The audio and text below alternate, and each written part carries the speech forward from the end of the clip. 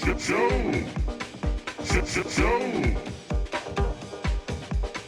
want to be a,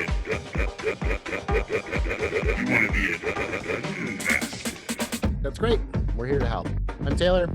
And I'm Justin.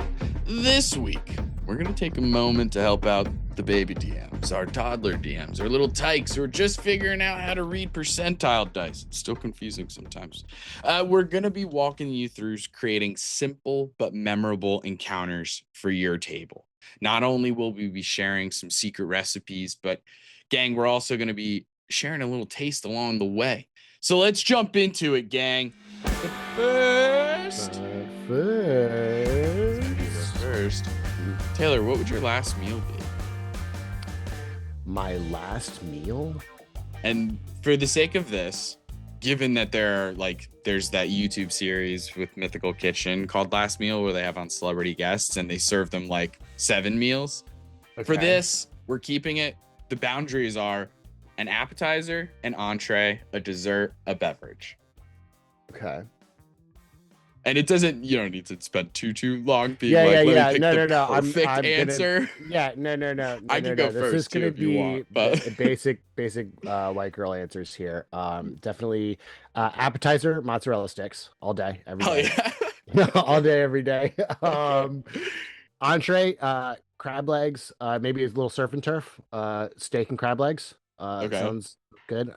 Desserts, ice cream cake all giggity goddamn day. Love it. Uh-huh. Gotta have the extra crumblies on the bottom. And then beverage. Fuck it, Jack and Coke, man. Like let's Jack and Coke. Let's go. Okay. Amazing. For me, I think for an appetizer, you said crab, and that made me think of a different thing. So now I'm gonna go in that direction. Crab rangoon is gonna be my appetizer. I love it so much. Crab rangoon all day. Yeah. For my entree, now there could be so many answers here, right? There's some days where I might just pick a simple chicken parm, but there are other days like today where I'm gonna go chicken enchiladas with a mole sauce. Okay. And if we could just hide some tamales under there, if I could cheat a little bit and put some extra food in there, because that's what my appetizer was gonna be. Right. But crab rangoon, I was like, oh, that's right, crab rangoon. As soon as you said crab legs, I was like, oh fuck. But so that's entree is just I love enchiladas, and mole sauce is like such a particular thing. It's like when are you having that often, right? Like, right. As white people, especially, like I'm not having mole all the time. I couldn't tell you how to make it. It's too many ingredients. Now for dessert, staying in that similar vein, tres leches. We all know this. If you know Justin, you know I love tres leches. My favorite dessert of all time. I'm into it. I love all 3 of the leches, and I want them. My mouth is watering. For a beverage, this is another one that can go in multiple directions. Yeah. It depends on what I'm feeling. I like how you thought a little bit outside the box going alcoholic. Obviously, I wouldn't do that, but I do. I mean, it's my last meal. Maybe I would, but like an espresso martini, like a Long Island iced tea. Let's go out hard. No, I'm kidding. Just an old Four Loko, an expired Four Loko. It's been I don't want to feel the all chair. day. I don't want to feel the electric chair. I want a warm. I'm gonna ride the lightning before I get 90s. into the chair, baby. Yeah, and it's called Four Loko. No, all jokes aside, I might pick like a coffee, like some kind of nice coffee. Okay. Beverage. Like I genuinely do like. It sounds so cheesy, like white girl basic, but like a flat white. Like I really do enjoy a flat white. I might get that. Or a guava juice. Now, take that same question that we've just asked. Last meal, appetizers, entrees, desserts, beverages. Pick one of your characters. We can pick Kaladin maybe because it's the one you probably know the most. Yeah. Know the best. But any of your any of your characters, and what would their last meal be? And I have a character in mind for myself as I know what I can finally announce a little bit about it. Daniel Hargrove has finally announced the curse of it is the tomb of the cursed pharaoh. that I'm a character in, and I'm Hell yeah. fucking pumped for it. Hell So yeah. I play a character in that, a bard, and so I have some ideas of what their Okay. last meal might be. So the character I'm going with is Jaster, because other than Cal, Okay. probably the one that I know the most. Yeah. Um, his appetizer, same shit, but fried calamari from up the street. Okay. Because like, it's Yeah. Sphinx City. They got great Fey food there. Great Um, Fey Italian food. Yeah. yeah. So fried calamari for the appetizer. Entree, definitely Mama's ramen all day, every day. Mm, hmm Dessert, a milkshake of some sort. mm, I think for Jaster, it's an on-the-go dessert so that he yeah. can be out and doing So you stuff, can but he's still skate. got yeah. He can still be Um, pushing on the mhm, board. right, I right. mean, he's got a jet power. Most of the It's time, it's jet powered, most but of the time it's jet powered, but same thing. yeah. And then for beverage, mm, light blue Gatorade. Light blue Gatorade. Wow, Yep, that's really yep. funny.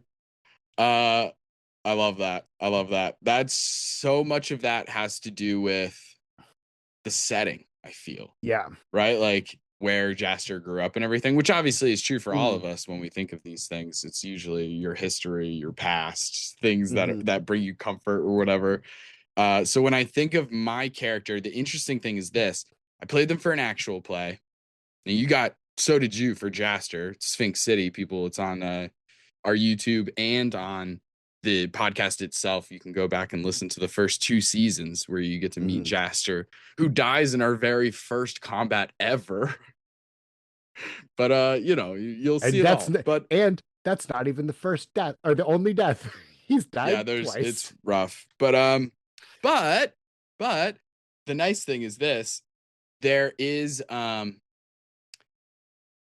something interesting about when you're playing a character for an actual play, because during those sessions you're putting so much like effort into them, and you're really Mm-hmm. trying to think about how they talk, how they act and everything, how they behave, who they are. But it depends on the direction of the story as well, the plot. Like, does the plot touch on my backstory, like, or which parts of my backstory does it touch on? For my Mm-hmm. character, it was mainly on my relationship with another PC. It wasn't on like my parents. Like, I don't even know who my character's parents are. Couldn't tell you if they're alive or dead. It never Right. came up. It Right. wasn't like a big thing of my character's importance. I didn't Mm-hmm. derive it from their childhood. So it's truly like I'm playing a bard. In my head, when I think of them, I'm like, yeah, they were just always a bard. They're always a performer.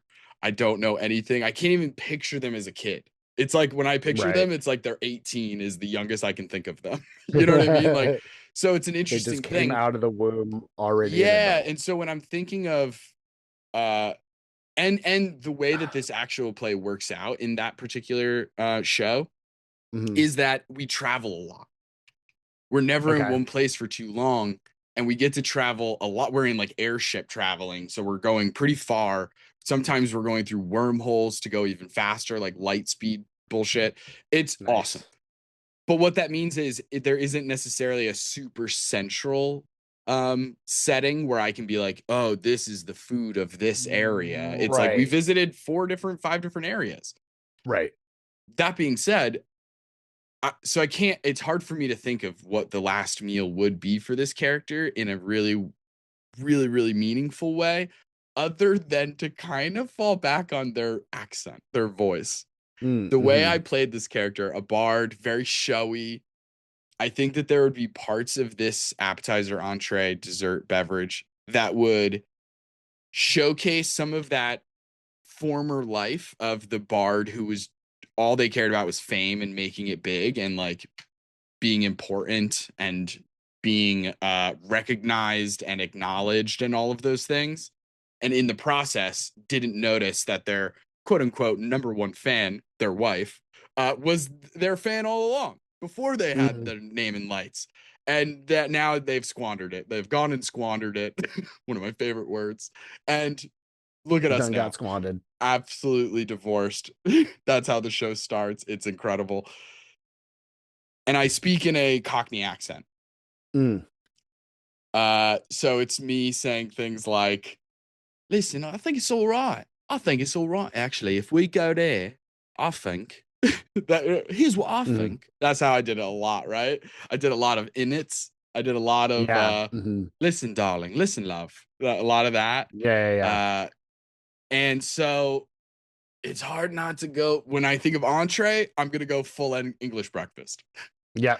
Whatever Yeah. I this knew you were world's gonna. I knew equivalent, that's where you were going. Yeah. whatever this world's equivalent is of that, that's what I want.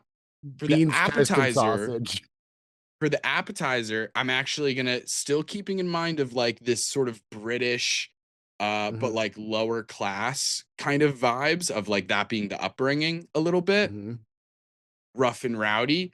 I'm gonna go something like a curry, like French fries with curry on it.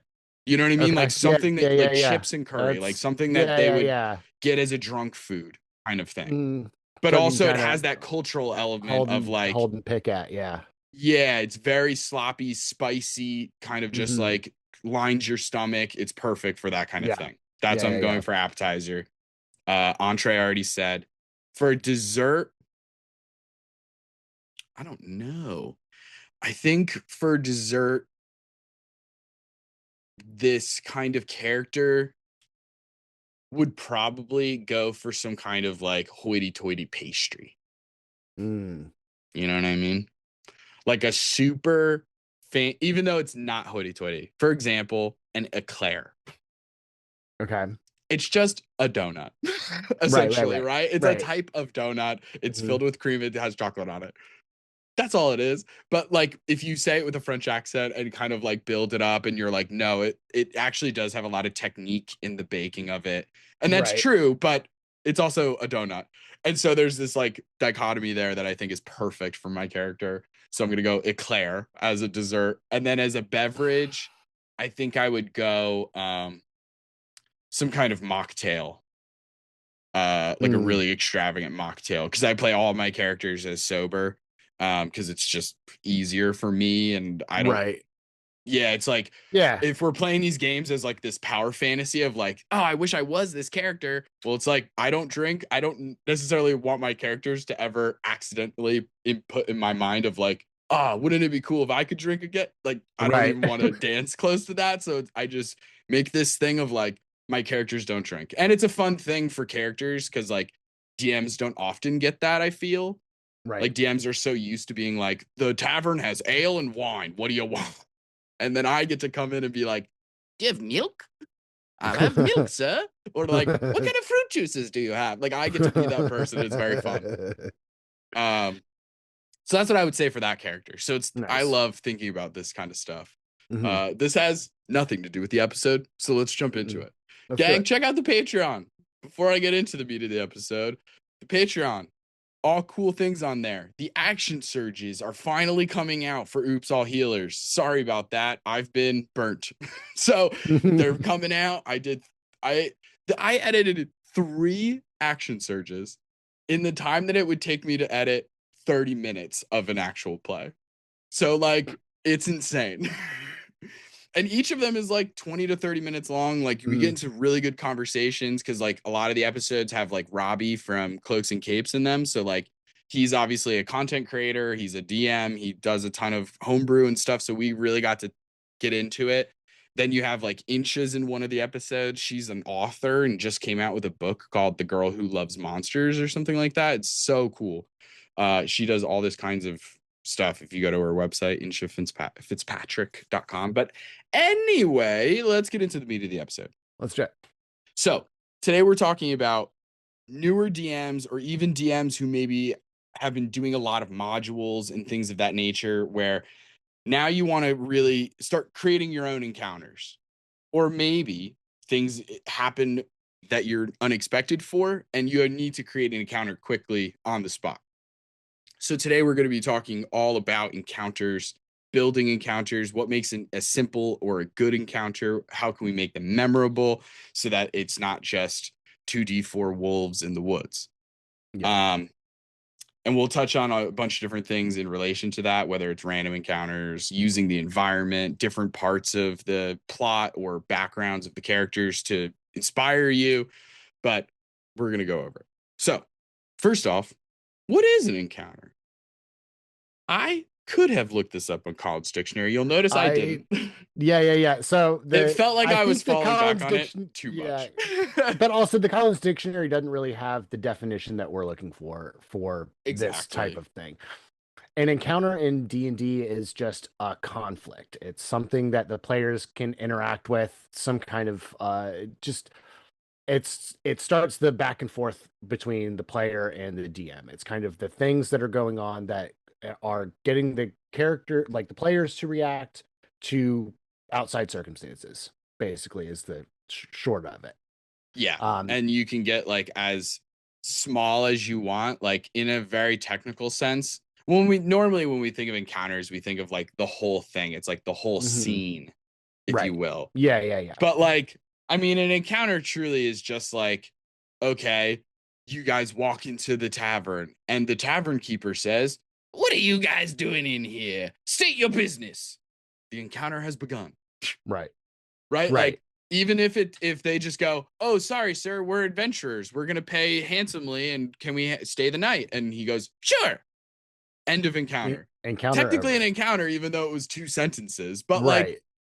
it's like it's just doing something that the players can interact with. Yeah. Usually a conflict, but like hmm conflict is doing a lot of weight there because it can be very soft conflict, or it's like there's varying Yeah. degrees of conflict. Sometimes it's like save the princess, and other times it's like I need 3 blueberries. Right. Like in my video game brain, it's kind of like it's either you got two different kind of things. You could either have like the opening of a cutscene where you walk into a room and then you Mm, lay out the whole tableau of everything in front of everybody and then start going from there. Or it's just something that you walk up to and press A. mm, It's just somebody on the street. Hey, what's your name? That's an encounter. So yeah. there's two sides of the spectrum there, but they're all encounters in the eyes of the DM Lord God. For the most Um, part, yeah, mhm, 100%. Because they're always going to break down to if you're using D&D terms with even the newer books, they kind of break down into their 3 pillars of combat, exploration, and social. mhm. When in reality, it's usually a combo of them. Yeah. Although it can be like just one, but it often will bleed into each other depending on Yeah. how things progress. Things could Mhm. start as a social encounter and then turn into combat or something. Same with like starting as exploration and then boom, you find the monster. Now it's Right, combat right, or right. whatever. Or you find a person to talk to. Now it's social. Mhm. Whatever.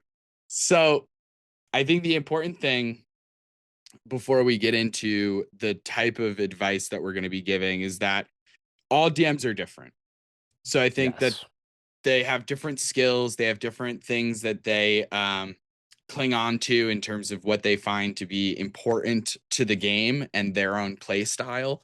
Mhm. Uh, they might have things that I would view as a flaw, but they view as a strength, or vice versa, or whatever.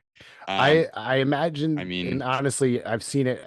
Even Justin and I both, like, if you were given both of us, if both of us were given the same kind of scenario and say, "Hey, make an encounter," our encounters are going to be way oh different yeah, because totally Justin different. and I think fundamentally differently as dungeon masters. Yeah, because we've like even as simple as without getting into like we were brought up differently and I grew up Right, in New Jersey and the right. our the socioeconomic status like Mm, without even getting into that, it's just like we've consumed different media over our lifetimes. right, And exactly. just that alone means hmm that we're gonna view things through slightly different lens. So when I think of Goblin, my brain immediately goes to David Bowie. Whereas you might think of World of Warcraft first and eventually get to David Bowie, right? Like right. and it's like a whole different process. And then you put into the idea that you also have different tables, and Yeah. the entire table might have a different goal of what the game is about. Are we here to just fuck up monsters and do combat and roll dice, or hmm are we here to tell a magnificent story, an epic poem of Homeric consequences or whatever. Speaking of the Odyssey, boy howdy, I have not Did seen you it. see it? I haven't No, seen it either. I like when it's on Hulu, I'll see it. I don't know. Like Right, I right, just right, like right. number But you one, got to get the full IMAX there experience. was I know there was nothing about me that was like, God, I hope somebody does the Odyssey. Yeah. Never. I was like, I got it. Yeah. It's been done. I've It's like got it. it's one of Not those that things. It's like, like, are we that out of ideas that we're going back to ancient Greece? yeah, and it's like You know what I'm it's not saying? impossible, right? Like when Right. 300 came out, it was really cool and they did a Yeah. lot of cool things for the Yeah, yeah, time, yeah. and like that story was also not as well known as the Odyssey either. Like True. the Very story of true. Yeah, yeah, 300 yeah. Spartans and da da da da. No, I spent an Even though they, entire semester on the Odyssey in theater or speech. Was it theater? I think it was speech too. yeah. Well, I But it mean, was it's basically like play literacy was speech too, pretty much. yeah, yeah, yeah. Well, it is fascinating, but Yeah. the important thing is this.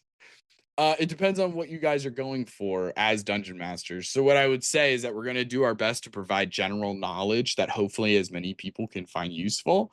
Hmm. But if you have a specific question or a problem when it comes to D&D, whether it's your table, maybe there's inter-party problems or whatever, maybe you're coming up with a creative block or something like that, feel free to send us an email at soyouwannabeadm@gmail.com. We would love to help. We could make it a part of an episode if you'd like. If you feel comfortable with that, it could be a but first or something like that. If it's a Hmm. big enough topic, it could be the entire episode. Who knows? So send us an email, soyouwannabeadm@gmail.com.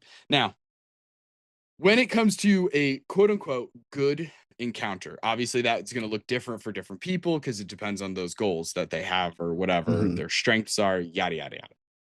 But I think if you're truly a beginner DM, I think when I think of just like, all right, what's a good encounter for a if I'm preparing a good encounter for a beginner Hmm. DM, the first Hmm. thing I want it to be is straightforward. Yeah. I don't want it to be too complicated, too many moving parts. Because I don't want it to be like, sometimes when you play like a new board game, and every once in a while you get a board game that's like, okay, so if this happens, then you do this. Unless so and so is there, then this happens. But again, remember, if it's Wednesday, all of that doesn't happen. Right, Then right, right. the second player will. And So this eventually you're is like, what are we doing? so in D&D terms, this would be adding a lot of lair actions, a lot of legendary actions, stuff like that. If for specifically for combat encounters, Mm, aura abilities are hard to keep track of. Pretty much anything that's got reactions is tough to keep track of. So for those kind of things, I would yeah. keep those to a bare minimum, at least until you're through the point of where you understand the flow of combat to where you're Yeah. comfortable doing it. Once you find your own There's plenty of system, monsters that don't have that stuff. There's like yeah. so many, And but there's ones that have like simpler ones right. than Yes, others. There's ones that's where very like the true. layer actions are like each layer action is a paragraph and you're reading it and you're like, Hmm. Jesus, what is this? Or the Hmm. legendary actions are so complicated and this and Right. that or whatever. But there are others where it's just like, okay, legendary actions are just like another hit. Like you're just Right. striking with your claw or whatever. And that's Hmm. perfect.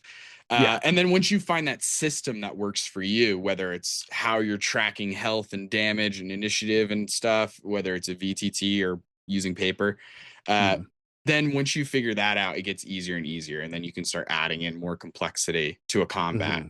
But even not a combat, even if Even like it's a like, social. okay, social encounter, you don't need to have like 30 named NPCs Right. who all have Right. their own motives, who all like that have their own like secret accents and voices, and some Hmm. of them are using disguises, and like keep it a little simpler. Yeah, I even as a like I would consider myself a seasoned DM.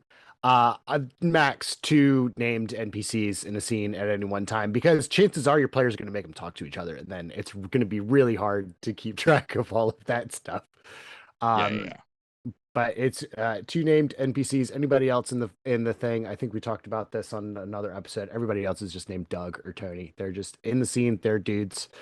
that you Yeah, can ask them stuff, but it's just he's a generic guard number 4. for sure. It's truly like, hmm. I also think that like you don't want, because you're obviously okay. We have a newer DM. We want to give them an encounter that's like pretty simple and Hmm. straightforward, but we also want it to be fun and memorable. We don't want Yeah. it to just be, because 2d4 Wolves in the Woods is easy. It is simple. It's Yeah. very straightforward. Yeah. But also, unless you do it just the one time or something, Hmm. eventually that's going to get so boring, so dumb. Now you're just throwing combats. That's obviously a combat specific example, but like you're just My throwing that in there to throw it in there. It's like there's yeah. no reason for this. My Even brain if you make the goes argument to like, even if you make the argument of like, oh, it's for resource drain, it's like, yeah, but you could have done anything for resource drain and you right. chose 2d4 Wolves again. And it's Right. like at a Right. certain point, this is boring, especially in the world of Dungeons and Dragons when there's so many magical monsters and stuff, and you're Yeah. choosing wolves over and over again. Now I'm starting to think you're fucking the Taken guy and you just hate wolves or something. Do you know what I mean? Like, Yeah, what are we yeah, yeah. doing? Why are you like this? Liam Neeson, right? Liam Like Neeson. Liam Yeah, yeah, something. yeah. Yeah, whatever.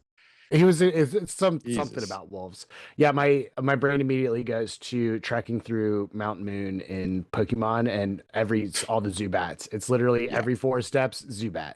4 steps It gets Zubat. boring after a while. You get a Zubat, you're 4 steps cool. Geodude. 4 steps Zubat.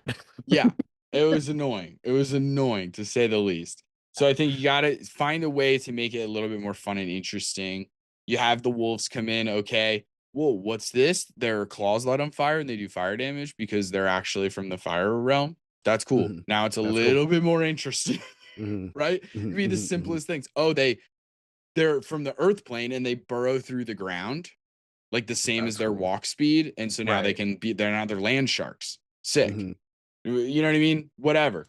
I Yeah. also think that normally when you're dealing with newer DMs, people who are newer to Dungeons and Dragons, running combat, especially stuff with numbers, makes me think of combat more Right. Yeah, often. yeah, yeah. Yeah, So yeah, for yeah. those reasons, normally we're going to go lower level. That's not Mhm. necessarily true for everybody. Obviously, you can come in with a ton of TTRPG experience Yeah. and D&D is just your new system. Then Hmm. you might be able to handle something more than the average person who's never Hmm. played any TTRPGs, of course, but like that depends. Yeah, we're so lower level, we're talking like 1 to 3, 1 to 5 ish area Character of level, character level. Yes. yeah, like 1 to 5. Actually, I would probably go even like 1 to 7, only because like maybe it's because I came in with experience with like video games. Like it took nothing for I find D&D to be simple, but I can understand where other TTRPGs Yeah. are way more simple than D&D. Kids on Bikes being a good Yeah, and that's example, kind of but something that like your own experience will kind of let you feel out of like yeah, where you're at. Because if you've never done a TTRPG before, maybe we do a level 1 encounter. If you have some experience with something like say Pathfinder or literally any other TTRPG that has the same kind of map-based combat, you're gonna do better. You're gonna pick things up a lot faster. for sure, So, level 3 or 4 would be a good range to start. If you're pretty proficient, you've definitely. played a bunch of games at a table already, you've been a You player could for a while and you want just to go to be a level DM, 5 so that the bang, level players get 2 5. attacks. Yeah. That's where I'm at these Yeah. days. Is truly like, even if I'm starting with brand new players Hmm. and they've never played D&D, I'm starting at level 3. I'm Yeah. giving them a I think subclass so. Yeah. Yeah. immediately. Yeah. That's my own Absolutely. personal take. Like, of course, there's Hmm. an argument to be made from some people for to go to level 1, and I I get that. mean, And I yeah. think And there could so be people, like if I was teaching an elderly person, I might go level 1. But like, you levels know what I one to mean? But three like, take so little time generally I know anyway. Like I don't level think it's one to that three hard. is like 3 adventures. So we're talking like 3 to 5 sessions at a table. You should, if you're starting at level 1, by the end of session 5, you should be level 3. You know, Probably. Yeah. Uh yeah, I don't know. I just think that, especially, and then like later on when you're a little bit more experienced, I just start at level 5 because I yeah. think having one attack just sucks. It's Mhm. just boring and it sucks. And it's like, nah, I'm gonna give you guys at least 2 attack for the marshals at least. And then I base it Right. on that. If you want to multi-class and take away your 2 attacks, that's on you, but I'm going to put everybody at 5 at least. I'm not touching anything below that. Now, when you are exploring ideas for encounters, again, social, exploration, combat, so many different kinds. I think when I'm exploring those different ideas of building encounters, because obviously when you're reading a module, they're going to offer different kinds of encounters, some that are very plot specific. When you visit this town, Strahd comes in and this is what happens, and here's what he says, and here's the stats, blah, blah, blah. Then there are other times where it's like, okay, you're traveling from here to here. Roll a dice to see how many encounters happen that day. Roll a dice to see which encounter happens that day. And sometimes they're random encounters, and sometimes they're done very well, where they're very specific to the location, the environment, the plot, the characters, something that actually makes sense. And other times it's a bunch of just random monster stats, and it's all combat, and it's just here's 2d4 monster here, right? And it's just, I think those are so boring. When I'm thinking of encounters and like, okay, my players are going to the Beastlands. What are they going to do there? AKA, what are the encounters going to be? Yeah. I start thinking of my normal thing of going through like the 5 W's and the H of just who, what, where, when, and why. So who's in the Beastlands? You guys are. Who else is in the Beastlands? Let me look. Let me go on some Wikidot thing and find what they have pre-written. I can obviously add whatever I want, edit it myself. I don't give a shit who wrote the Beastlands originally. No offense to you, sir or madam, but I don't care. So I'm going to write whatever I want. But you guys called the second layer of the Beastlands Brooks? Cool. I'll do that. That sounds good. That's where they are. What else is in Brooks? Oh, the Endless Library? Cool. The Endless Library is there. What else is there? Oh, the domain of this one deity called the Luck Maiden. Sick. She's in there. Sick. So just like writing these things down, and then kind of my most important thing is putting the why first, which sounds like a Simon Sinek thing. He's like this dumb entrepreneur dude, but he always talked about putting the why first, and I do think that's really important when you're coming up with these encounters. So like in our game, in our home game, some spoilers if you haven't been totally caught up on the recaps on the bonus actions, but that's on you. Go subscribe to the freaking Patreon. There's so many cool things. If even half of our free members on Patreon subscribe for $2 a month, bro, we're that much closer to supporting ourselves. Yeah. The amount of content we would be able to pump out, it would be insane. Yeah. Anyway, in our home game, you guys are in the Beastlands. Okay, I want you guys to encounter stuff, but why are you encountering those things? What is the purpose of this encounter? What am I trying to have the result of this be, or hope that the result of this is, right? So I introduce the Ferrex, the goddess of where Tigress is, and I know that you guys we're setting up to do this like gods tour where you guys are going to visit a bunch of gods and get their favors and become their champions or whatever, get these boons so that you can then take on the next challenges of fighters. So I have to set that up. So first of all, I have one of your characters, the one who loves books, find a book about another adventuring party that defeated Vecna this same way, aka Vox Machina. And she just found a book about Vox Machina and how they went and became the champions of a bunch of gods and and then, okay, so we have to do that. Then that leads her to talk to Denier. Denier says, yeah, I can give you a challenge. And I knew, okay, it's going to be next session. So it's like I'm planning all of these things in advance, right? And it's like the same way of like, okay, you're trying, Fellis, another character is trying to exit the library. I don't need to make her make a history check to see if she gets lost, right? Like that's, I made a choice to do that because I wanted her to get lost. She happens to low roll. Perfect for me. I know what skills she's genuinely good at, right? So she does poorly on the history check because she's not that kind of character. Gets lost. Perfect. Now I can put her anywhere in the library. I can link her up with anything I want that's in the library because she's lost. So it's like a perfect DM thing of like, I'm setting up the encounter. this one was a social encounter, even though I started it as like, is it combat? Because it was that person, that woman, just immediately attacked her. Yeah. Because she was drawing something. She was drawing Fellis's ex-girlfriend. She's drawing this picture of Fellis's ex-girlfriend. Fellis sees it and goes, "What the fuck?" Girl turns around, throws a dagger, sticks right next to Fellis's face. Fellis screams. Your character hears it. It starts this whole fucking encounter. Yeah. But it was beautiful because I had set the whole thing up way before with a simple girl almost got blown make a up. history check to see if you know your way back. You know what I mean? Like I didn't have to do that. Yeah. No, and so it sets the whole thing up beautifully. It was so fun. And why did I do that? There's a reason I want those two characters to meet. Mm-hmm. There's a really good reason. There's a silly reason behind the scenes that has to do with me and Allie, the person playing Fellis, that she asked me a question of like, can we set this up? And I was like, I absolutely can set that up. And I'm setting it up. But then I also made there's like a plot reason outside of the humor and the sexual tension and bullshit there. There's like a legitimate like, no, this character has like a piece of information that Fellis needs. Right. And so it's like, I have all these layers. It's perfect. Now, obviously, unless you know the setting that Taylor and I are talking about or all the characters, some of that just seems like I'm bullshitting and or improving on the spot or whatever. This was 2 weeks ago. This happened 2 weeks ago in our session. But like, truly, so much planning and stuff goes into that. But it's not like the most in-depth stuff. It was like I sat down at a table with a notebook and just came up with an idea. I'm very lucky that our table is just 3 people, not myself not included, 3 players. So it is much easier for me to just be like, okay, Kaladin.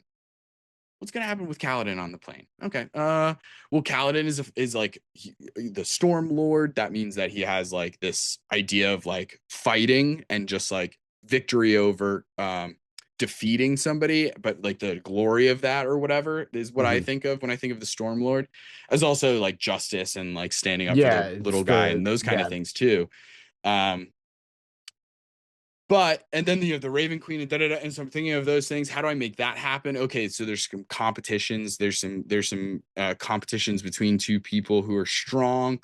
What if I do a kayaking thing? As soon as I read somewhere that the rivers on this plane and just fall into an endless ocean that goes into potentially the plane of water, I was like, yeah, that's fucking sick. Let's do that. That's so cool. I'll just do that. And then that's how it builds from there. Now, keeping things really simple, building some example encounters to show people kind of what we're more talking about. If a party is something that's very common when people start thinking about encounters, this is where random encounters especially come in. Yes. When the party is traveling from A to B. Now, if we break it down into the 3 pillars, combat encounters for the party traveling from A to B would be really easy to think of. The first one that comes to mind is an ambush. Oh, yeah. So like the classic example, right? There's some kind of distraction. A tree falling over in the woods. There's a farmer who needs help because his sheep have gotten out. But that farmer, there's something weird about him. You know what I mean? Like whatever it is, something is stopping the movement of the party. The party stops moving. Something has to start that process. Then as the party is drawn in, boom, ambush. One example, if you had like I was looking up some examples for this.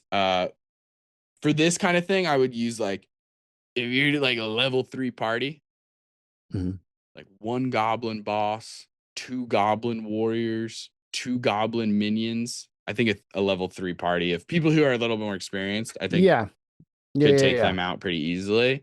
Because some of them, it depends on your class, but some of them can be taken out in a single hit. Yeah. Like a barbarian could easily take out a goblin boss in like a hit or 2. At level 3 with a sorcerer or any like literally any of the more damaging spells like shatter or something like that would shatter could dedefinitely short work of goblins. So it all depends on how you're setting that up. So that's the fun thing. Now you have like the backbone. okay, we're going to do an ambush. It's going to be goblins. They need to stop them in the road somehow. Mhm. Then now when you have the blueprint, and if you did that over and over again, it gets boring, it gets stupid, it becomes 2d4 wolves. Right. But if you add something super interesting to that very basic idea, then Mhm. it becomes cool. Yes, and Whether like it's literally. the like setup, the setup of the ambush, or Mhm. how the ambush goes down or whatever, I think Mhm. now you're starting to get really interesting, right? Like Yeah. Yeah. and it depends on where the ambush is being set up. If it was in a Mhm. urban alleyway and you had the ambush, like they drop down, rappel off the rooftops, that's Yeah. cool. That's That's kind of cool. cool. Because SWAT now team you have like goblins. cool loot too. Because now the players are Yeah. going to be like, let me get them grappling hooks. And that's Right. fucking cool.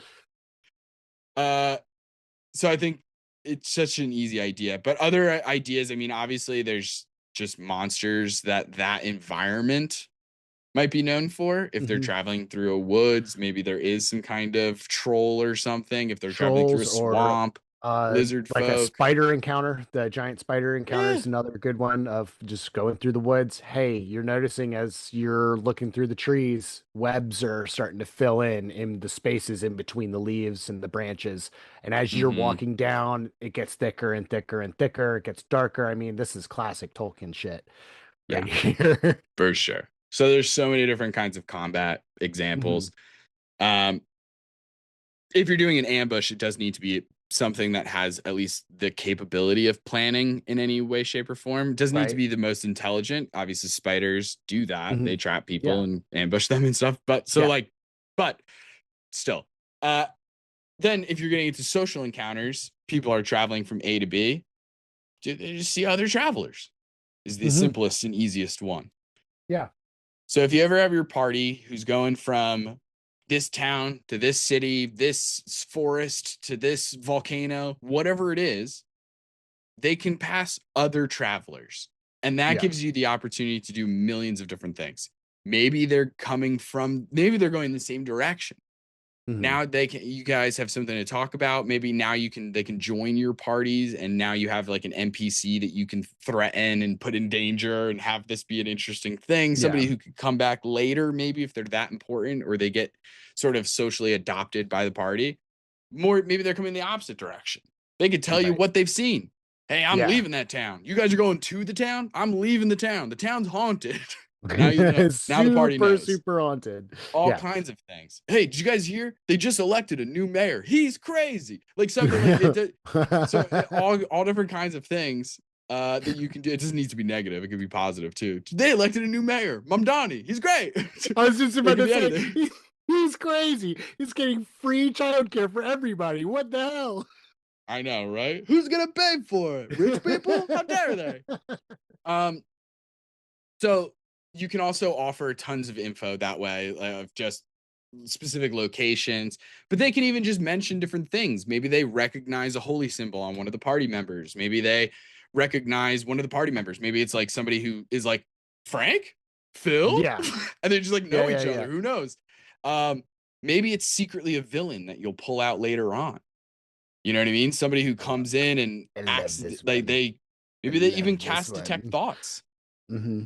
right? Because you only need the saving throw if you go deeper. Right. Otherwise, you can just get surface thoughts. So then you can just have Mhm. a party member go in and go, "Hey, have you guys heard of the evil BBEG?" No. Detect thoughts, detect thoughts. It's crazy. So many Yeah. cool things that you can do with just a simple person traveling on the road, either in opposition, whatever, in different directions. Mhm. So nice. I do that all the time. Sometimes it's less of a traveler. Sometimes it's a merchant. Yeah. It's a Easy good thing to play. do You too. can do resupply or something along those lines. Food. Yeah. Food, One of the silly freaking, things we did in the Shadowfell was that like mushroom guy yeah. it was like a food It's not stand meat. called It Ain't Meat. It ain't meat. And It of was course it it was was like we're in mushrooms. the Shadowfell. And so it was like a solid like 10 minutes of the party being like, what do you think it is? Just like, Yeah, yeah, do we yeah, approach this guy and ask? Is that rude? And like it's just like yeah. they were like, I don't know, we're in the shadow, and then the guy just being like, oh no, sorry, it's all vegetarian. It's mushrooms. Okay. It's Yeah. like a portobello And they're like, burger. okay, There's like cool. Yeah, a hell yeah. mushroom tartlet. Really good stuff. Yeah, no, no, Yeah. really, really good stuff. Yeah, Cream of mushroom soup and a bread bowl. It was just like awesome mushroom stuff. It was just like really funny. yeah. Another thing you can do as you're traveling along, as an example of exploration, would just be environmental landmarks or hazards. So it could be something like if you're traveling through the swamp, maybe the carriage is going to get stuck. The horses have a hard time. That's something that the players need to discuss what to do next. Maybe it's like quicksand or something like that. The spiders start tipping it into potentially a combat thing, or it can go social. But the webs, that's exploration, baby. You know what Right. I mean? It's like all part of the Yeah. same. Those are Yeah, working yeah, together yeah. perfectly. Because I've done spiders in a way that was more of a social thing, where you guys Yeah. ended up meeting a herder, like a spider herder, who's like, Mhm. "Oh gosh, I'm so sorry, my spiders. They got their web everywhere. Gosh, sorry Yeah. about that. Yeah. Listen, bud, you can't just be webbing the woods." And he's just Um, like a super nice farmer. yeah. One of my kind of one of the exploration encounters that I ran that makes that I think of the most, as far as like, this was strictly exploration until we got to the next phase of the story. There was basically the plot of the adventure was a circus has come to town, and yet the like people would go to the circus and then disappear. And so the way that the adventure book had it set up is, you guys come across this town and the whole town is dark. There's nobody. There's no people in the streets. You gotta like approach it at night, and the town is black. There's nobody. There's nobody around. All the houses, all the lights are off. You keep Mm-hmm. walking around, and so there's exploring, going into the houses, finding no sign of any kind of like forced, like no windows are broken, no broken chairs or anything. Everything's put away. Like people just kind of just got up and left. And Mm-hmm. so you continue this exploration, and then eventually you finally get to this like town square place, and there's just a covered wagon with a sole lantern above it, like in the door. And you explore from there, and then that's how the whole story gets. And you go in, there's a portal to the dark realm of whatever. Mm. I think it Of was carnies. Tasha's. I think it was Tasha's Madhouse or something like that was the name Ooh, of it. And so you go sounds like something inside, and Tasha it's would all do. this crazy stuff in there. And so like but like the exploration bit of like going around the town and describing the city, seeing what the party is finding interesting, what they're not finding interesting, and like what they're just kind of glancing over. Yeah. So Yeah, something like that's a environmental thing you could do, like an environmental exploration encounter that you can do, is just a dark town. Why is the town dark? yeah. Your encounter doesn't have to be like my encounter. It could be, hey, somebody came in and smashed all the stuff up and stole the people. That Mm-hmm. would be a different thing. You would start describing everything as, the windows are shattered out. No You doubt. go Yeah. inside, Or the maybe, houses look like they've been flipped upside down. yeah, yeah, yeah. Or maybe there are like one or two survivors. Right. Yeah. You know what I mean? Like, and like all of the houses are done, but then like a certain perception check or passive perception or something can alert the players to, like, you see like a curtain move Right. of like one of the houses that you Mhm. just noticed, and it's like there's a family hiding in there, or that family are doppelgangers. They're actually not survivors. Yes. Yeah. You So can you do could all do it kind of in stuff. millions of different things. Yeah. Yeah. Yeah. But Yeah. yeah, I think environmental landmarks then in my brain takes it to the more of the idea of like something really cool, but doesn't necessarily need to be dangerous. You know what I Mm-hmm. mean? Like seeing a really cool specific mountain, or like some kind of obelisk that's just in the woods and is like maybe special because of your deity or something like that. Mm-hmm. Um, but it could be something that you're alluding to in advance. For example, in our home game, we have the Magic Island, which is just what we refer to it as. When we were doing this nautical portion of the thing, there was this magical island that wasn't on any maps. I ripped it off of Critical Role Campaign 2, but whatever. Right. Um, And that in and of itself is like this environmental landmark of like you have to find it. You don't even know where the island is, but it had been referred to way in advance. Right. That way, when it comes up, it's awesome. You know what I mean? And then it even paid off later on because the party ended up using their ability to find the island in order to negotiate better prices with a smuggler. And it was a whole thing. So tons of examples. And that's one of the most common wins is when parties are traveling from A to B. Yeah. Now, if a party's in a town or a city, I think the examples it's just like explode. Oh, But yeah. I think it kind of depends on your town or your city, right? Like, I think the easiest thing for a DM to do is just be like, what's the vibes of this town? Or what do I, as the dungeon master, want this town to be known for? Yeah. Like, there's some questions that I would go through, you know what I mean? That being a main one of like, what do I want the players to get from this town? Vibes wise, whatever, like themes wise, whatever, like maybe what the town's known for in terms of like exports, imports, deities, locations, NPCs, whatever.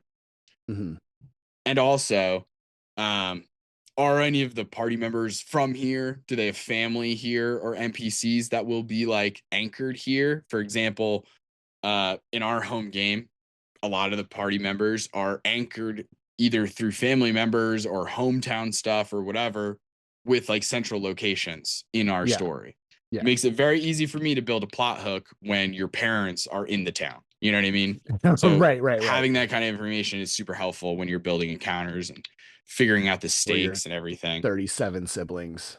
Yeah. So it's like, okay, there's so many different encounters you could do, even if we did just keep them to their individual pillars.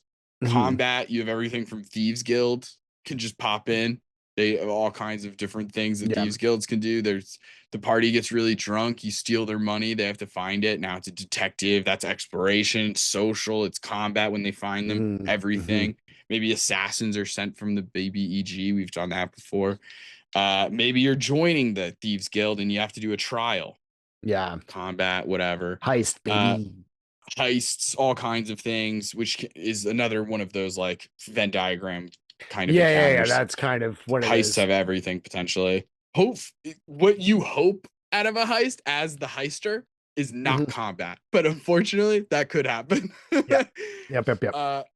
But then you can have like, oh, the town's getting attacked by raiders or whatever this town is known for. Another reason to maybe if you wanted any like history or anything, or if you're using an established location, like the very first town I ever wrote about was Nesme. I didn't invent Nesme. Nesme is a part of the Forgotten Realms, Faerun. I went on Google, I typed in Nesme, fucking Forgotten Realms wiki. Things came up. They said this town's attacked by trolls and giants a lot. I said, cool. I know who's gonna attack the town. Giants. Right. Like whatever. And so it was like so easy. You could have it be a random attack that's abnormal, or you could have something like the Giants where it's like, well, the Giants live near there, so it makes sense that they attack this town. Maybe there's a fight club. Maybe it's just a festival. It's part of a part of a festival, like a jousting or just a straight up swords fight or magic off. I've done that before too. Always remember your casters for these physical contests. Throw in a magic contest. You know what I mean? Let them have some fun. Exploration. I mean, you're in a fucking town or a city. I don't know how much in depth we really got to go, but like, there's shopping, there's meeting NPCs, meeting different factions. We've talked about all the time about creating shops. We have a whole episode on that where it just talks about how to make shops important to your story if that's something you want to do, how to create fun NPCs. But really, like we've said at the top, you just need the shopkeeper. If you want a second person, you can. But really, you just need that one. And then like when you are creating factions and stuff, like I want to do a whole episode on factions, but like when you're creating these factions or NPCs for people to meet, I think it's important to know that in my experience, I don't think that players or their characters save the town because of the town. They Right. save the town because of the people in the town, right? It's like that old cheesy saying of like, you don't quit a job, you quit a manager or something, some bullshit like that. Like Yeah. people don't quit managers, they quit jobs. I don't know. It's just bullshit trying to get people to not quit jobs. Fuck you, corporate America. But like, I just think that, yeah, it's like if you want your players to care about a place, you just give them one or two people who are cool. Yeah. Whatever that means, whether it's cool because they're funny and silly, cool because they're genuinely nice and helpful, cool because they're I mean, I think I would argue that there are many players who I've introduced to the character of Crash, the head of a smuggling guild, and he's not necessarily the super nicest guy, but he's helpful. Even though he'll Right. upcharge that help, he's cool enough that I think people would be like, "Oh, Crash is in trouble. Let's go help him." Yeah. Even if it's not for like noble pursuits, it's at least for the reason of like, he'll give us something. Yeah. He's going to give us a discount later on. So there's so many different, like, those kinds of encounters, exploration, social bounces right off of that with NPCs, millions of different ways of going about that. We have episodes on NPCs. I would love to do maybe a more in-depth look on that, because it's like one of my favorite parts. I love talking as a DM. NPCs are your mouthpiece, so it's the easiest way to push things. Especially, it's like I never understand the concept of the DM PC. I can understand it a little bit as somebody who's a forever DM, and it's like sometimes I want to play a player, and I get that. And if you don't have the opportunity, you might feel obliged to create a little character and have them party alongside the party. But if you're doing that for the reason of like trying to navigate the party, that's where you lose me, because I think that there's so many other ways to do that. There's so many NPCs in the game and ways to lay out plot hooks that I just think if you need to straight up have a character in the game, that's a little much. You're playing every other character. Just use one of those other characters. I don't understand why you have to have a unique character for this, you know? You could just have, like, if any characters follow a deity, that's the easiest way, I will say, to railroad things a little bit. If you need to kind of get back on tracks, it's very easy to be like, that, but also like sending your spells. lord. Yeah, sending spells. And there's all kind letters, of all kinds of shit. all kind of different ways to It can get even your be the people. villains reaching out and being like, hey, get your shit together. Yeah. So all kinds of stuff. Some fun tips along the way, I will say very quickly, though, is I like having, it's very helpful to just have like a list of like 5 random names. Yeah. And I also like just putting like a species next to it, just for faster descriptions. You know what I mean? Instead of just having written down Glendar, I'll write down Glendar the dwarf or something. Right. Or I'll write even down like dwarf blacksmith. That way, even one more descriptor word, just so that I can be like, oh, you guys are looking for direction. Yeah. You guys see Glendar, this dwarven blacksmith coming down the street. Now I'm thinking of a dwarven blacksmith. My like brain is going, okay, red beard, braided probably, about this tall, talks like this. Yeah. And if, because it's a fast NPC, I don't need to get super creative, right? I can just fall in line with some things, and then just be like, and she's got a flower binder here. Yeah. Whatever, you know what I mean? So easy. And I think that if you're making a character that's going to come up more often, that's when I like to put a little bit more care into things. But that care does not need to be hours of work. It does not need to be building a huge backstory, like creating all of these things. I've had players get deeply connected with NPCs because of one personality quirk. Because of the dumbest things. Not even like a personality quirk that would necessarily be like, oh yeah, no, they're so kind. That's not even the quirk. The quirk, for example, in Mythos University, there were 2 NPCs that I think of. There's this guy, the Kraken. It made me think of my college experience and the guys who would do the breakfast bar thing and make all the omelets and different things. And then in the evening, they would do the pasta bar, and it was the same kind of thing. and they're just fucking going at it. And I was like, if you're a Kraken and you have a bunch of arms and you're a cook, that's ideal, I feel. So Yeah. you're just like manning a thousand things. So I mimed it out by just moving my arms a bunch.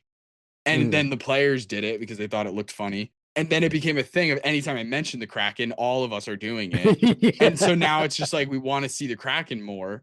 And it just becomes this hilarious thing. Yeah. Conversely, I have another NPC called Coach Carl Charybdis. Charybdis, speaking of the Odyssey, this guy is just a fucking whirlpool monster, essentially, right? Yeah. There's different drawings of him. Sometimes he has like a body. Sometimes he does just kind of look like a whirlpool.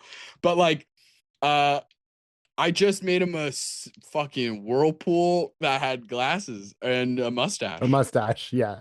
And he had a Minnesota accent. And that was kind of it, right? Like, he was funny enough right off the bat.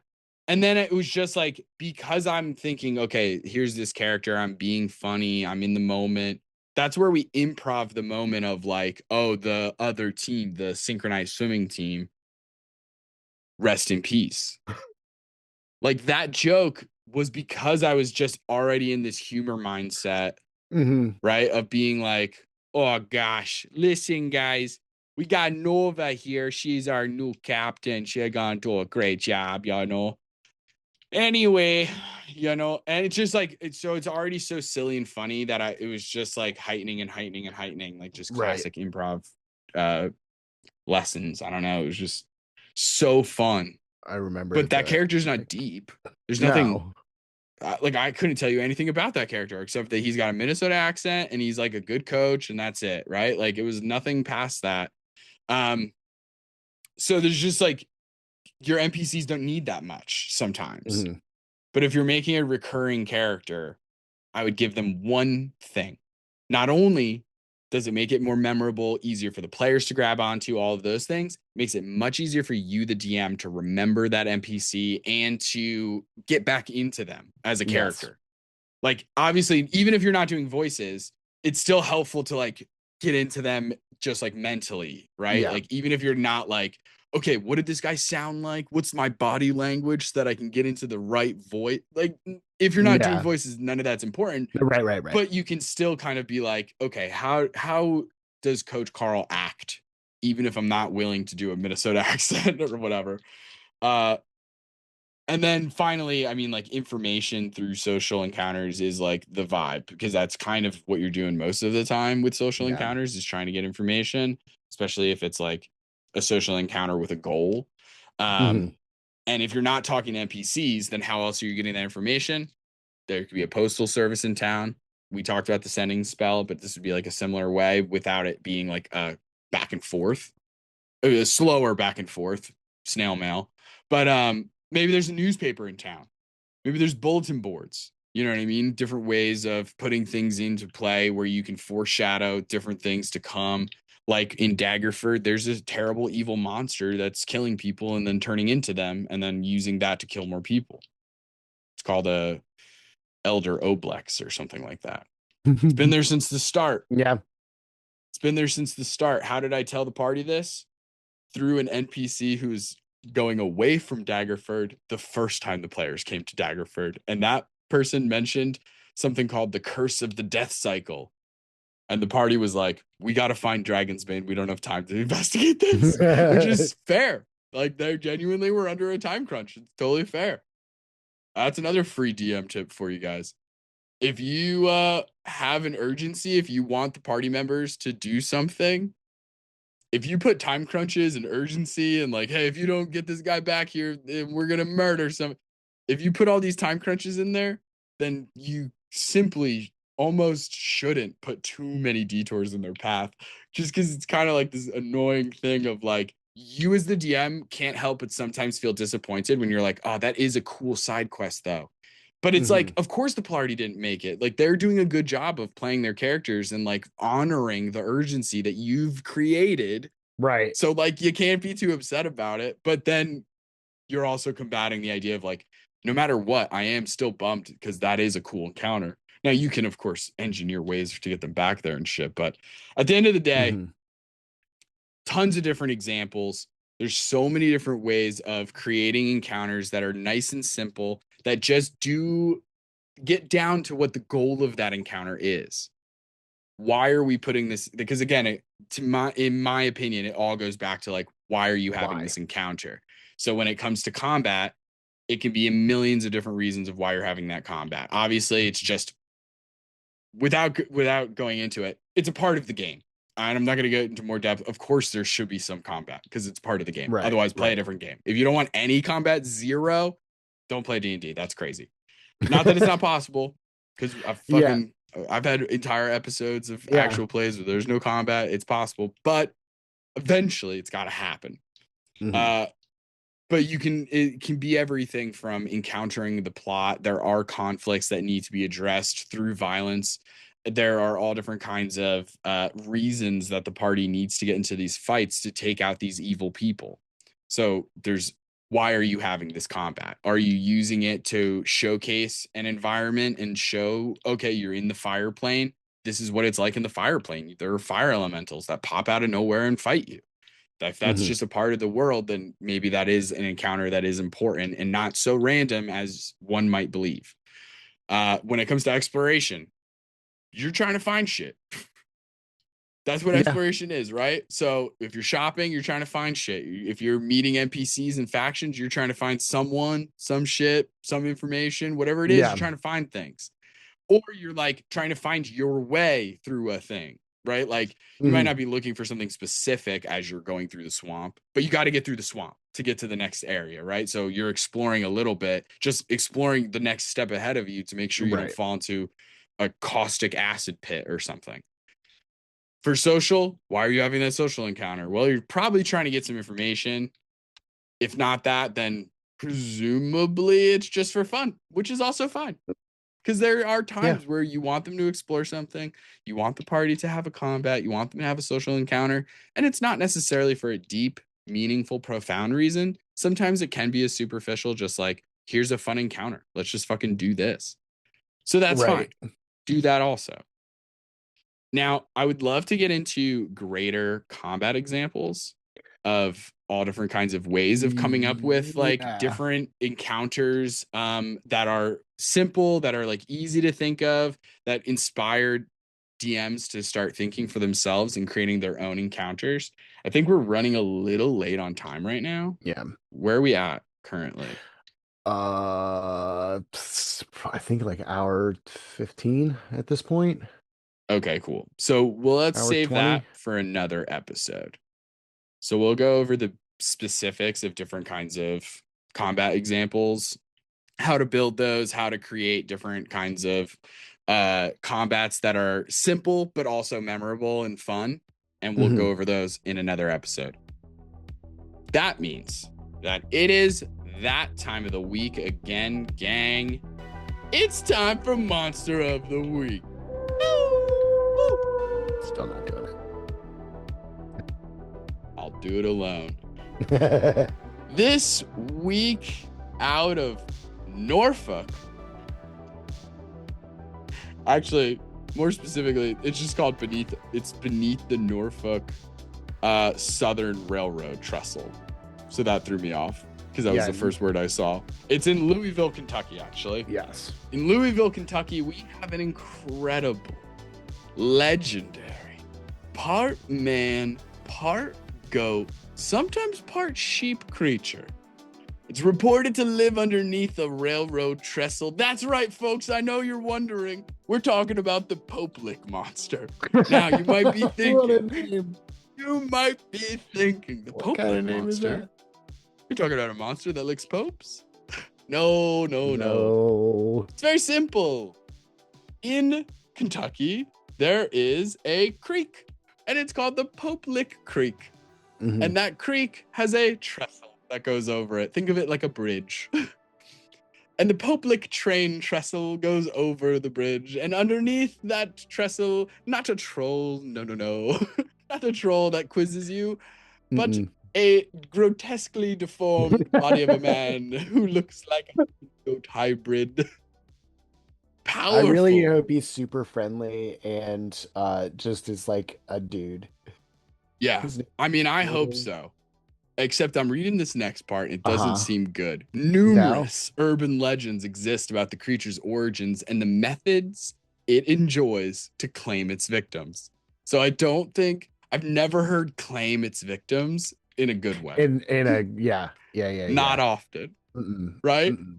The love bug, his victims. No, honestly, I can't think of a single thing where claiming victims would The be claiming good. victims is bad. Claiming victims is It's bad definitely any way you slice it. yeah. According to some accounts, the creature uses either hypnosis or voice mimicry to lure trespassers to the trestle to meet their death before an oncoming train. Jesus. Other stories claim the monster jumps down from the trestle onto the roofs of cars passing beneath it. Yet Mhm. other legends tell that it attacks its victims with a blood-stained axe. These are It has all so also different. so different. The creature is apparently so unsettling. The very sight of it while walking across the high trestle will cause you to leap off. I feel like this is this is going to be a very cynical take on this, but it almost feels like this town is just trying to figure out a way to justify a bunch of suicides. It kind of, I mean, that's often the case with some Yeah. things like this, but also I do think that, and I think that anytime you have a trestle that Yeah. goes over things, that goes over water, that goes over these great heights, you're going to have deaths. Yeah. You're going to have young people in small towns where there's nothing to do fucking around in the trestle. I Yeah. know this because my town has a trestle Mm-hmm. that I grew up with, like to the point where like everybody in my town growing up, and I live like 10 minutes from where I was born practically, right? So like I Right. still live really close to there. But like if you go kayaking, you go down the Cedar Creek. Cedar Creek passes the trestle. The trestle goes over Cedar Creek. So Mhm. like you'll see kids like jumping off the trestle. That still happens. Mhm. People jump off the trestle all the time. It used to be this big. It's like a normal thing. It's like a rite of passage. It's this it's the coming of age kind of thing, like this Right. classic thing. Like the amount of underage drinking that gets down at the trestle, bro, is unfucking real. Like the local police department has like ATVs for this reason, right? Like Right. it's Yeah. because we have a trestle that you have to take dirt roads to get to, and we have a quarry. Like we have a pit. Oh, Johnson's pit. geez. Yeah. That's where the Okay. chlorine bombs happened. It's not important, folks. The Pope Lick monster most likely exists only in the realm of myth and legend. This trestle has become a favorite spot for kids. All kinds of bravery tests, daring someone to climb the trestle, classic type of thing. And so the question is, did these children really die of their own hubris, Or their did they own get daring got? challenges? Or somewhere does the Pope Lick monster reign free? Over to you, Taylor. Sign us out. Okay, yeah, sure. I'll do that. That's all we can get into this time. You can find us on TikTok and Instagram at So You Want to Be a DM, or you can ask us a question at So You Want to Be a DM at gmail.com. If you like the episode, don't forget to give us 5 stars and review wherever you found us, and check out the Patreon, the Twitch, and our merch with the link in the description. Join us next time for more Dungeon Master tips and tricks. Bye. See ya. By the Eternal Library, where color and community await you. Molly Adeza, who gets yet another level up. Amy Rose Zero. Today, don't forget to touch grass, be kind, and resist fascism. And there's Caden, Elijah, Tappy, and Linguini. Gang, we appreciate and love you. Tune in next time for more tips and tricks from So You Want to Be a DM.